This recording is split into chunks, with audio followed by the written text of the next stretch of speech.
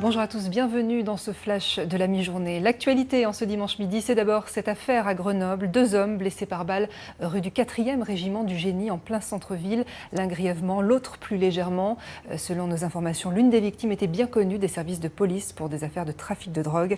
Plus d'informations sur alpes.france3.fr. On continue avec du rugby et Grenoble qui enchaîne en top 14 sa 3e défaite consécutive. Le FCG s'est incliné hier 32-13 face à Lyon. Il est dernier au classement. Le résumé du match avec Jean-Paul Savard. S'il n'y avait qu'une seule image à retenir pour définir le rugby, ce serait une mêlée. Pas la foire d'Empoigne du village d'Astérix, mais un regroupement ordonné d'hommes forts et solidaires dont la domination est souvent la clé du match. Hier soir, c'est en mêlée que le Loup a surclassé Grenoble. Et c'est grâce à sa mêlée qu'en plus de la victoire en prime, l'équipe lyonnaise s'est accordée en fin de match le point du bonus offensif en envoyant le 3e ligne anglais, Carl Fearns, inscrire un 4e essai. Le premier, inscrit en tout début de match, était aussi sorti de la mêlée lyonnaise. Il restera peut-être comme celui qui marque le véritable départ d'une équipe entièrement remaniée, jusqu'alors balbutiante et désormais plus ou moins collectivement au point. Il est inscrit par le transfuge de Toulon, Virgil Breny.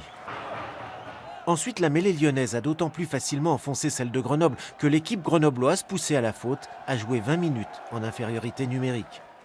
Le FC Grenoble, désormais seul dernier du top 14, doit-il prendre peur? Pas forcément.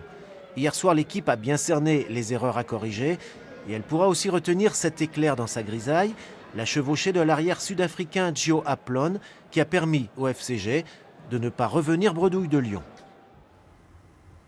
Prochain match du FCG dimanche prochain au Stade des Alpes contre Brive.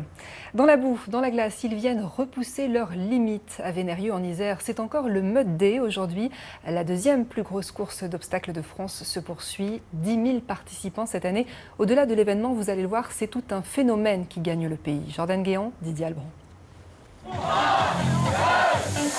Ils sont tout beaux, tout propres, mais cela ne va pas durer. Au départ de la Meute des Lions, 10 000 participants pour la 2e plus grosse course à obstacles de France. Mon fiancé, il est par là. Et vous avez le beau rôle. Voilà, je fais les photos. C'est lâche. C'est lâche, oui. De la boue, de la sueur et des larmes, sans oublier le fameux bain glacé, voilà pour le décor. C'est juste pour vous. Elle est à combien l'eau là? Elle doit être à moins de 10 degrés. On n'a pas de thermomètre, mais c'est moins de 10 degrés. Allez, salut! Un parcours de 13 km, 22 obstacles, dans une ambiance souvent conviviale et parfois un brin potache. Arrivez là, vos femmes vous attendent, sinon je repars avec, hein! Apparu il y a 30 ans, les courses à obstacles ne cessent depuis de se multiplier. On en compte aujourd'hui 180 en France. Amateurs ou confirmés, tous cherchent ici à s'amuser, à se dépasser. Moi j'ai 31 ans de différence avec mon fils. Et c'est pour lui prouver que je suis encore là et que je suis pas mort. Alors il s'en sort comment le paternel? Pas mal, mais il pourrait faire mieux. Forte de 200 000 pratiquants réguliers, ces courses deviennent un vrai phénomène de société, un vrai sport aussi, avec ces championnats du monde. Reste à débourser les frais d'inscription, 70 € en moyenne, juste pour en baver.